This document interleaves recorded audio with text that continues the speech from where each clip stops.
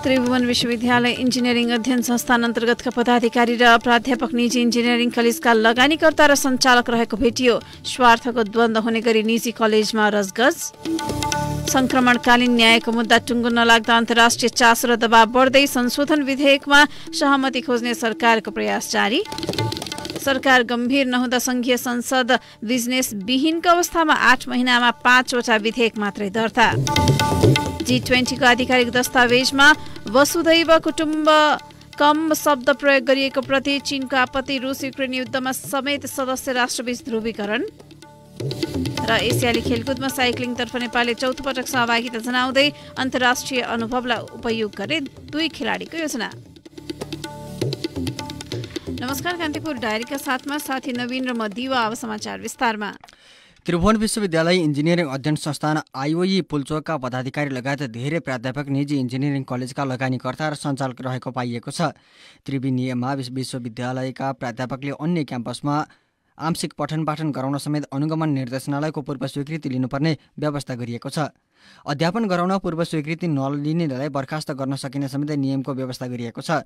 पठन पाठन बाहेक अन्य गतिविधि गर्न त्रिविले अनुमति दिँदैन, तर आइओईका सहायक डिन, विभागीय प्रमुख र वरिष्ठ प्राध्यापकहरूले स्वार्थको द्वन्द्व हुने गरी निजी कलेजमा राजगज गर्दै आएको भेटिएको हो। उनीहरूले आंशिक रूपमा काम गर्न पनि पूर्व स्वीकृति लिएका छैनन्। गत साउन 25 देखि आङ्गिक इन्जिनियरिङमा गरिएको शुल्क वृद्धिको विरोधमा विद्यार्थी आन्दोलनमा छन्। शुल्क वृद्धिलाई आइओईका पदाधिकारी र प्राध्यापकहरूले निजी कलेजको संलग्नतासँग जोडेर हेरिएको छ। डिन कार्यालयले 8 सदस्यीय समिति गठन गरेकोमा 4 जनाले निजी कलेज सञ्चालन गरिरहेको विद्यार्थीहरूको दाबी छ। सोही समितिको सिफारिसमा आइओईले 3,18,000बाट बीईको शुल्क 7,77,000 रुपियाँ पुर्याएको थियो। विद्यार्थीको चर्को विरोधपछि त्रिवी कार्यकारी परिषदको निर्देशनमा शुल्क वृद्धि रद्द भएको छ।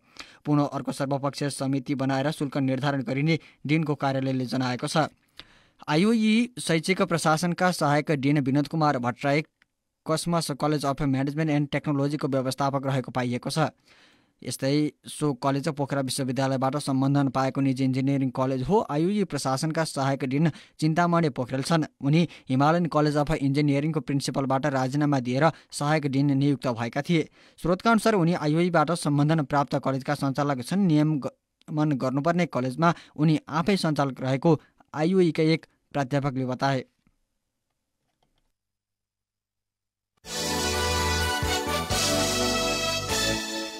सरकार गम्भीर नहुँदा संघीय संसद बिजनेस विहीन भएको छ। सरकारले बिजनेस नदिएकै कारण आज बस्ने बैठकमा राष्ट्रिय महिला आयोगको 15औं प्रतिवेदन पेश र मन्त्रीसँगको प्रश्नोत्तर सम्भावित कार्यसूचीमा राखिएको छ। बैठकमा आकस्मिक शून्य र विशेष समय मात्रै राख्नुपर्ने परिस्थिति बनेको संसद सचिवालयले जनाएको छ। बिजनेस नभएको भन्दै राष्ट्रिय सभा बैठक भदौ 25 मा राखिएको छ। प्रतिनिधि सभा बैठक पनि सोही दिन राख्ने तयारी थियो, तर सत्तारूढ दलका मुख्य सचेतकहरूले सरकारले बिजनेस दिने बताएपछि सचिवालयले आजका लागि बैठक तय गरेको हो। सचिवालयका एक कर्मचारीले भने कुनै बिजनेस नआएपछि महिला आयोगको वार्षिक प्रतिवेदन पेश गर्ने, मन्त्रीले जवाफ दिने कार्यसूची तय गरिएको छ। आजको बैठकमा कृषि तथा पशुपक्षी विकास मन्त्री, श्रम रोजगार तथा सामाजिक सुरक्षा मन्त्रालय, अर्थ मन्त्रालय र ऊर्जा जलस्रोत तथा सिंचाई मन्त्रालय सम्बन्धी सांसदका मौखिक प्रश्नहरूको मन्त्रीले जवाफ दिँदैछन्। राष्ट्रिय सभामा सरकारले बिजनेस नदिए भदौ 24 मा तय बैठक अर्को दिन सर्न सक्ने संसद सचिवालयका सहायक प्रवक्ता दशरथ रमदाले बताउनुभयो। कानून, न्याय तथा मानवाधिकार समितिमा अड्किएको बेपत्ता पारिएका व्यक्तिको छानबिन, सत्य निरूपण तथा मेलमिलाप आयोग टीआरसी सम्बन्धी विधेयक आउन सक्ने आकलन गरेर आइतबार बैठक राखिएको उहाँको भनाइ छ।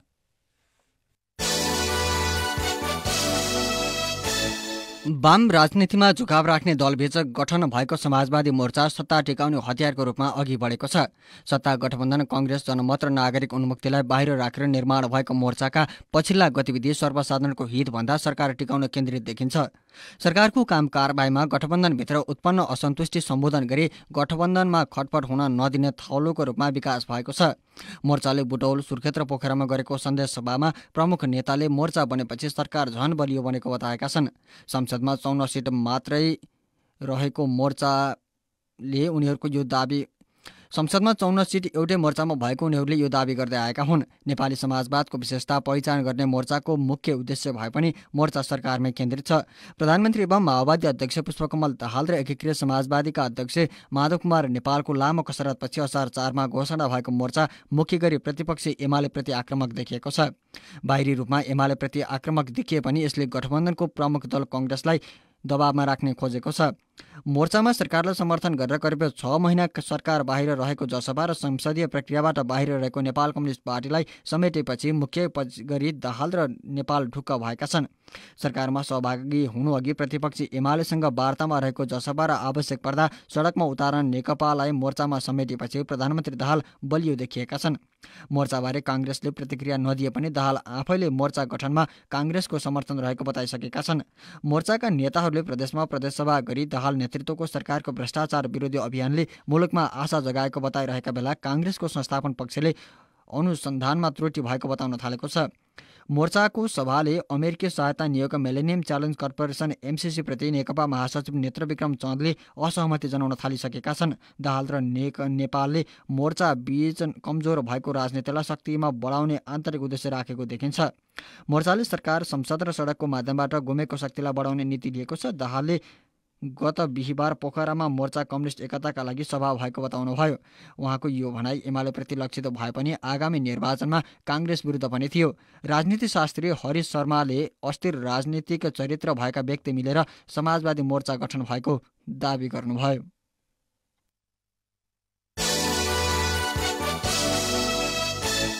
उपप्रधान एवं गृहमन्त्री नारायण काजी श्रेष्ठले भ्रष्टाचार विरोधी अभियानलाई विश्राम नदिने बताउनु भएको छ। चितवनमा आयोजित कार्यक्रममा सम्बोधन गर्दै उहाँले सुशासनको अभियानमा सम्झौता नगरी अगाडि बढ्ने बताउनुभयो। सरकारको निरन्तरता, गृहमन्त्रीको निरन्तरता र भ्रष्टाचार, तस्करी, कालोबजारी, दण्डहीनता ठगीको निरन्तरता साथसाथै जान सक्दैन। यसमा कतिपय कदमहरू चाल्दा विभिन्न प्रकारका अप्ठ्याराहरूले हामीलाई समस्या पारेको हुन सक्छ, तर मूलभूत रूपमा हाम्रो मिसनमा ध्येयमा हामी सम्झौता गर्न तयार छैनौँ। यो भ्रष्टाचार विरोधी अभियानलाई अगाडि बढाउनेछौँ। यो हाम्रो सङ्कल्प हो, मेरो सङ्कल्प हो। सरकारी जग्गा सुन तस्करी र शरणार्थी प्रकरणका अपराधी तथा तस्करलाई कानूनको कठघरामा उभ्याएर छाड्ने गृहमन्त्री श्रेष्ठले दृढता व्यक्त गर्नुभयो। उहाँले भन्नुभयो, पछिको करिब 60 किलो सुनको तस्करीलाई आधार बनाएर त्यसका अपराधीहरूलाई जरैसम्म पुग्ने सारा नेटवर्क पहिचान गरेर तिनीहरूलाई कानुनको दायरामा ल्याएर कारबाही गर्ने प्रक्रियामा अहिले प्रहरीको सिआइबी अनुसन्धानरत छ। हामीलाई विश्वास छ केही दिनभित्रैमा निष्कर्षमा पुग्नेछ। सबै त्यस प्रकारका अपराधीहरूलाई, तस्करहरूलाई कानुनको कठघरामा उठाइनेछ र नेपालमा एउटा नयाँ वातावरण सृजना गरिनेछ। देशमा ठूलो राजनीतिक परिवर्तन भएको भन्दै गृहमन्त्री श्रेष्ठले राजनीतिक परिवर्तनलाई परिवर्तनमा मात्रै सीमित नबनाएर सामाजिक र आर्थिक रूपान्तरण गर्ने चाहना रहेको उल्लेख गर्नुभयो। कान्तिपुर डायरीमा अब ब्रेकको पालो। ब्रेकपछि कान्तिपुर डायरीमा अब कान्तिपुर सविस्तारको पालो।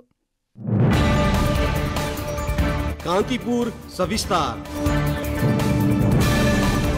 सरकारले संक्रमणकालीन न्यायसँग जोडिएको विधेयकलाई पारित गराउन दलीय छलफल सुरु गरेको छ। विधेयक पारित गरेर राष्ट्रसङ्घीय महासभामा भाग लिन अमेरिका जाने तयारी स्वरूप प्रधानमन्त्री पुष्पकमल दाहालले छलफल अघि बढाउनु भएको हो। संक्रमणकालीन न्यायको मुद्दा टुङ्गो नलाग्दा अन्तर्राष्ट्रिय चासो र दबाव बढ्न सक्ने आशंकाका बीच संशोधन विधेयक अघि बढाउने नीति सरकारले लिएको हो। तर द्वन्द्व पीडितको असहमति कायम रहेको बेला प्रमुख प्रतिपक्षीले विधेयकमा समर्थन जनाउन नसक्ने अडान लिएको छ। तत्कालीन सरकार र विद्रोही नेकपा माओवादीले 2063 मक्सिर 5 गते विस्तृत शान्ति सम्झौता गरेका थिए। सोही सम्झौताको जगमा माओवादीको 10 वर्षीय युद्ध अन्त्य भए पनि 17 वर्षको अवधिमा शान्ति प्रक्रियालाई टुङ्गोमा पुर्याउने र न्यायिक निरूपण गर्ने सवालमा प्रगति हासिल हुन सकेको छैन। शान्ति प्रक्रियाका बाँकी काम रोकिएसँगै अन्तर्राष्ट्रिय चासो बढ्दो क्रममा छ। शान्ति प्रक्रियालाई 6 महिनामा निष्कर्ष दिने र मुलुकलाई समृद्धिको दिशामा लैजाने विस्तृत शान्ति सम्झौतामा उल्लेख भए पनि आन्तरिक परिस्थिति गिजोलिएकाले न्याय निरूपणको विषय अन्तर्राष्ट्रियकरण हुने जोखिम बढेको बताउँछन् संवैधानिक मानवाधिकार कानुनविद राजु प्रसाद चापागाई।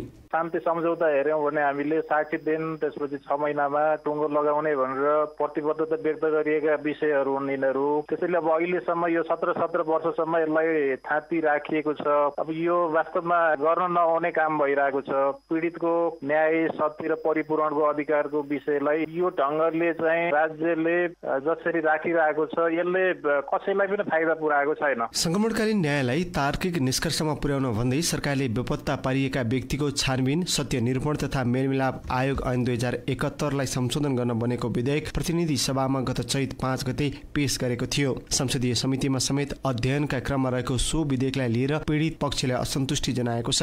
विधेयकमा उल्लेखित कतिपय प्रावधान पीडितलाई न्याय भन्दा पनि पीडकलाई उन्मुक्ति दिने खालको भएको द्वन्द्व पीडित साझा चौतारीका संस्थापक अध्यक्ष सुमन अधिकारीको गुनासो छ। विधेयक आएको छ फेरि पनि पीडकलाई चाहिँ उन्मुक्ति दिने ढङ्गले आएको छ हैन। पीडितलाई पीडितको न्यायलाई केन्द्रमा राखेर भन्दा पनि कसैलाई जोगाउने भन्ने ढङ्गले अझै पनि टुक्रा त्यहाँ प्रावधान बाँकी छन्। त्यसले गर्दा पीडितलाई केन्द्रमा राखेर पीडितको सत्य, न्याय र परिपूरणको अधिकार, त्यसै गरी यो द्वन्द्वहीनताको अन्त्य र राजनीति र अपराधको चाहिँ यो मिक्सिङ जुन छ नि यसलाई चाहिँ अन्त्य हुने ढङ्गले चाहिँ ऐन चाहिँ संशोधन हुनुपर्छ भन्ने चाहिँ हाम्रो माग हो सर। संक्रमणकालीन न्यायसँग जोडिएको विषयलाई तार्किक निष्कर्षमा पुर्याउने मुख्य जिम्मेवारी सरकार र प्रमुख दलहरूको हो। सरकारले ल्याएको विधेयकमा उल्लेखित आम माफी सहितका प्रावधानमा प्रतिपक्षी दलको समेत विमति छ। एमालेका प्रमुख सचेतक पदम गिरी भने संक्रमणकालीन न्याय निरूपण गर्ने सन्दर्भमा पार्टीको राजनीतिक दुराशय नरहेको र पीडितले न्याय पाउने सम्बन्धमा भने जिम्मेवार रहेको तर्क गर्छन्। पीडितले न्याय पाउने ग्यारेन्टी नभएसम्म विधेयक पारित गर्न नदिने गिरीको भनाइ छ। विधेयक नियोजित ढङ्गले अहिले पनि पीडकहरूलाई उन्मुक्ति दिने, पीडितहरूलाई अन्यायमा पार्ने गरी आयो। हामी चाहिँ संशोधन हाल्छौँ, समितिहरूमा छलफल गर्छौँ, यसलाई संशोधन गर्न लगाउँछौँ। यदि सरकारले यसमा जोर जबरजस्ती गर्यो, जसरी पनि हामी टुङ्गा जान्छौँ भन्यो भने त्यसको हामी प्रतिवाद गर्छौँ भनेर हामीले हिजो सैद्धान्तिक छलफलको बेलामा पनि हामीले भनेका हौँ। त्यसो भएको हुनाले यो अहिले उठेको विषय होइन। यस विषयमा हामी एकदमै स्पष्ट छौँ। पीडितहरूले चाहिँ आएर चाहिँ आन्दोलन गर्नुभएको छ, उहाँले चाहिँ सबै नेताहरूलाई भेट्ने र आफ्ना धारणाहरू राख्ने काम पनि गरिराख्नु भएको छ भने पछाडि यसको संवेदनशीलतालाई हामीले चाहिँ हल्का रूपले लियो भनेदेखि त भोलि बिहान यसले त धेरै ठुलो समस्याहरू सिर्जना गर्न सक्छ। तत्कालीन विद्रोही माओवादी र राज्यका तर्फबाट झन्डै 17,000को ज्यान जाने गरी भएको सो घटनामा हजारौं नागरिक न्यायको पर्खाइमा छन्। पीडितको पहिचान एवं क्षतिपूर्ति दिनका लागि भन्दै 2071 माघमा गठन भएको सत्य निरूपण तथा मेलमिलाप आयोगमा 64,000 र बेपत्ता छानबिन आयोगमा 3300 हाराहारीमा उजुरी दर्ता भएका छन्। तर ती उजुरीको सुनवाई नहुँदै दुवै आयोग अहिले पदाधिकारी विहीन छन्। द्वन्द्वकालीन घटनालाई निराकरण गर्ने विषय न्यायिक प्रक्रियाकै राजनीतिक विषय भन्ने अल्झनमै झन्डै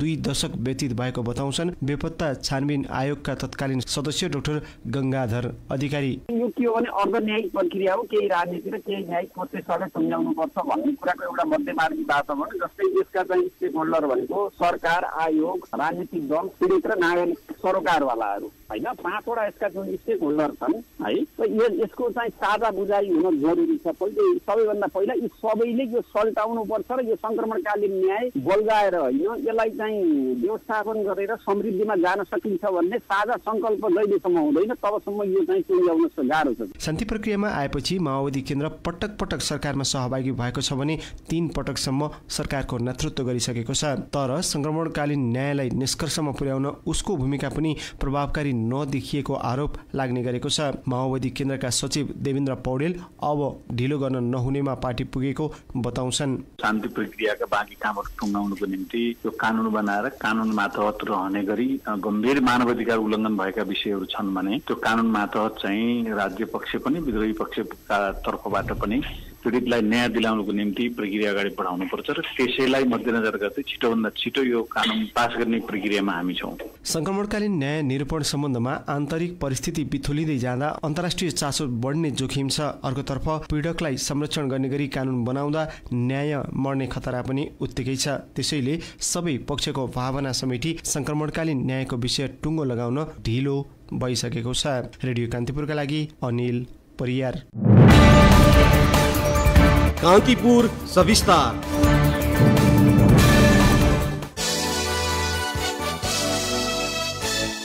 यस वर्षको शरद ऋतुमा 6 समूहमा 61 जनाले मनास्लु हिमाल आरोहणको अनुमति लिएका छन्। पर्यटन विभागको तथ्याङ्क अनुसार 1 सेप्टेम्बरसम्म 8163 मिटर उचाइको मनास्लु र 6593 मिटर उचाइको रक्षा उराई हिमाल आरोहणका लागि 65 जनाले अनुमति लिएका छन्। रक्षा उराईका लागि एक समूहका 3 पुरुष र 1 महिला गरी 4 जनाले अनुमति लिएका छन्। मनास्लु हिमालका लागि 54 पुरुष र 7 महिलाले अनुमति लिएका छन्। चीन, क्यानाडा, जापान, रसिया लगायत देशबाट आरोहीले मनास्लु र रक्षा उराई हिमाल आरोहणको अनुमति लिएका हुन्। 1956 को जुलाई 9 मा जापानी नागरिक टोसी इसानोसीले पहिलो पटक मनास्लु हिमालको आरोहण गरे। यता विदेशी आरोहीहरू मनास्लु पुग्ने गरेका छन्। नेपाली कांग्रेसले सहमहामन्त्री महेन्द्र यादवमाथि भएको सांघातिक आक्रमणप्रति निन्दा गरेको छ। मुख्य सचिव कृष्णप्रसाद पौडेलले विज्ञप्ति जारी गर्दै यादवमाथि आक्रमण गर्ने विरुद्ध कडा कारबाहीको माग गर्नुभएको छ। यसैबीच सहमहामन्त्री यादवमाथि सांघातिक आक्रमण गर्ने नुवाकोटको विदुर नगरपालिका, तुप्चे घरभई तारकेश्वर नगरपालिकाको पैयुटार बस्ने 47 वर्षका श्यामबहादुर सापकोटालाई प्रहरीले पक्राउ गरेको छ। सहमहामन्त्री यादवलाई काठमाडौँको ब्रिकोटी मण्डप स्थित रिपोर्टर्स क्लबको कार्यक्रमबाट बाहिरिने क्रममा सापकोटाले खुकुरी प्रहार गरेका थिए। काठमाडौँ प्रहरी परिसरका प्रवक्ता प्रहरी उपरीक्षक एसपी कुमुद ढुङ्गेलका अनुसार सापकोटालाई सीमादरबार प्रहरी वृत्तमा राखिएको छ। खुकुरी प्रहारबाट घाइते भएका यादवको ट्रमा सेन्टरमा उपचार भइरहेको छ। उहाँको स्वास्थ्य अवस्था सामान्य रहेको सहमहामन्त्री जीवन परियारले जानकारी दिनुभयो। कान्तिपुर डायरीमा पुनः ब्रेकको पालो। ब्रेकपछि कान्तिपुर डायरीमा अब आर्थिक प्रसङ्ग। नागरिक उड्डयन प्राधिकरणले चालु आर्थिक वर्ष 2080-81 का लागि 36 अर्ब 66 करोड रुपियाँ बराबरको बजेट पास गरेको छ। पर्यटन मन्त्री सुदन किराँती अध्यक्ष रहेको प्राधिकरणको सञ्चालक समितिले वार्षिक नीति, बजेट तथा कार्यक्रम पास गरेको हो। प्राधिकरणका प्रवक्ता जगन्नाथ निरौलाका अनुसार गत वर्षको तुलनामा यस वर्षको बजेट 5 अर्ब 19 करोडले घटेको छ। भैरहवा र पोखरामा अन्तर्राष्ट्रिय विमानस्थल निर्माण सम्पन्न भइसकेकाले प्राधिकरणले पूर्वाधारमा 5 अर्बले घटाउँदै 36 अर्बको बजेट तयार पारेको हो। चालु आर्थिक वर्ष प्राधिकरणले त्रिभुवन अन्तर्राष्ट्रिय विमानस्थल सहित देशभरका विमानस्थलबाट 15 अर्ब 88 करोड रुपियाँ अनुमानित आमदानी प्रक्षेपण गरेको छ। अब अन्तर्राष्ट्रिय प्रसङ्ग। चीनले G20 को आधिकारिक दस्तावेजमा सांस्कृतिक सूक्ति बसु वैध कुटुम्बकको प्रयोगप्रति आपत्ति जनाएको छ। संस्कृत संयुक्त राष्ट्रसङ्घको आधिकारिक भाषा नभएकाले प्रयोग गर्न नहुने चीनको भनाइ छ। भारतीय सञ्चार माध्यम इन्डियन एक्सप्रेसका अनुसार चिनिया संस्कृत विज्ञले बसु वैध कुटुम्बकको अर्थ विश्व एक परिवार हुने अर्थ्याएका छन्। भारतको थीम एक पृथ्वी एक परिवार एक भविष्य रहेकाले सो सूक्तिले त्यो अर्थ नदिने चिनिया विज्ञको दाबी छ। बसु वैध कुटुम्बकमले त्यो एक पृथ्वी एक परिवार दर्शाए पनि एक भविष्य अर्थ नदिने उनीहरूले बताएका छन्। यस्तै सो सूक्तिलाई G20 को विज्ञप्तिमा प्रयोग गर्न नहुने चिनिया पक्षको भनाइ छ। भारतले G20 को अध्यक्षता ग्रहण गरेदेखि नै लोगो तथा कार्यक्रममा सो सूक्तिको प्रयोग गर्दै आएको छ र साझा दस्तावेजमा पनि त्यसैलाई प्रयोग गर्ने प्रयास गरिरहेको छ। रुस र युक्रेनको युद्धको मुद्दालाई लिएर G20 का सदस्य राष्ट्रहरू दुर्विकृत भइरहेका बेला नाराको विषयमा चीन र भारतबीच मतभेद देखिएको भारतीय सञ्चार माध्यम द इन्डियन एक्सप्रेसले आफ्नो समाचारमा उल्लेख गरेको छ। समाचारमा भनिअनुसार बेजिङले भारतको थीम एक पृथ्वी एक परिवार एक भविष्य वास्तवमा चीनको वान बेल्ट वान रोडबाट प्रेरित रहेको आरोप समेत लगाएको छ।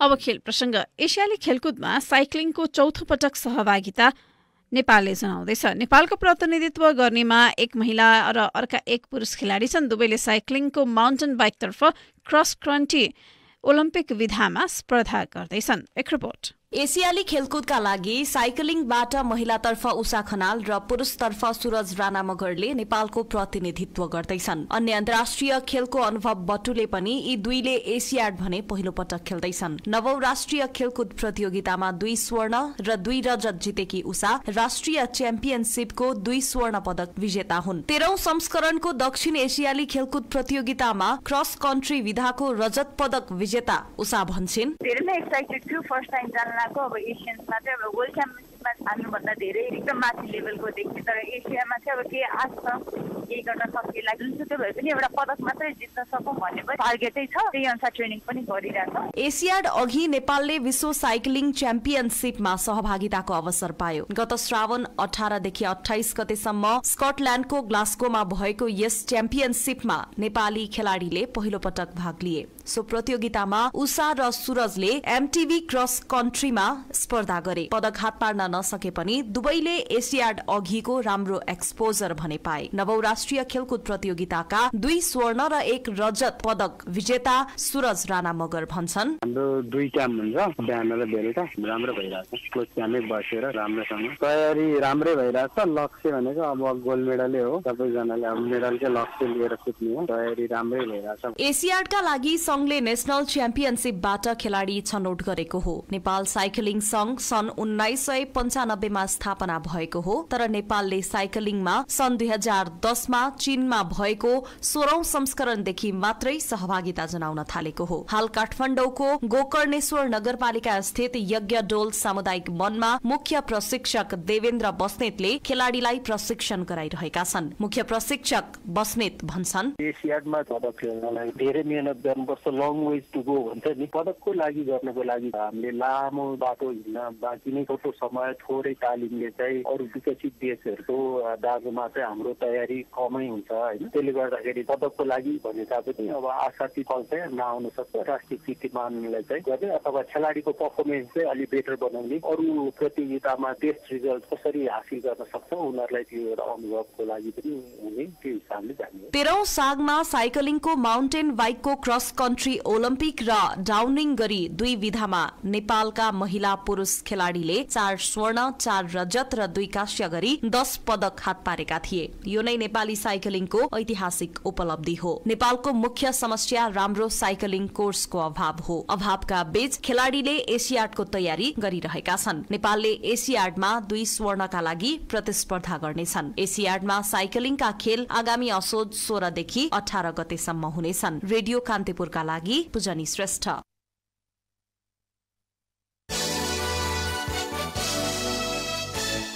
अब मौसम सम्बन्धी जानकारी। काठमाडौँ उपत्यकासहित मुलुकका अधिकांश स्थानको मौसममा आज आंशिकदेखि सामान्य बदली रहने जल तथा मौसम विज्ञान विभागले जनाएको छ। बागमती, गण्डकी र लुम्बिनी प्रदेशका केही स्थानमा मेघगर्जन, चट्याङसहित मध्यम वर्षाको सम्भावना छ। यस्तै कोशी र मध्य प्रदेशका जिल्लामा हावाहुरी चल्न सक्ने विभागको अनुमान छ। केही बेर अघि 20 डिग्री सेल्सियस मापन गरिएको काठमाडौँ उपत्यकाको अधिकतम तापक्रम आज 29 डिग्री सेल्सियससम्म पुग्नेछ। सूर्योदय बिहान 5:45 भयो। सूर्यास्त साँझ 6:18 हुनेछ। अवस्था यसका साथै कान्तिपुर डायरीको बुलेटिन यही सकिन्छ। साथी नवीन र म दिवा पनि बिदा माग्छौँ। नमस्कार।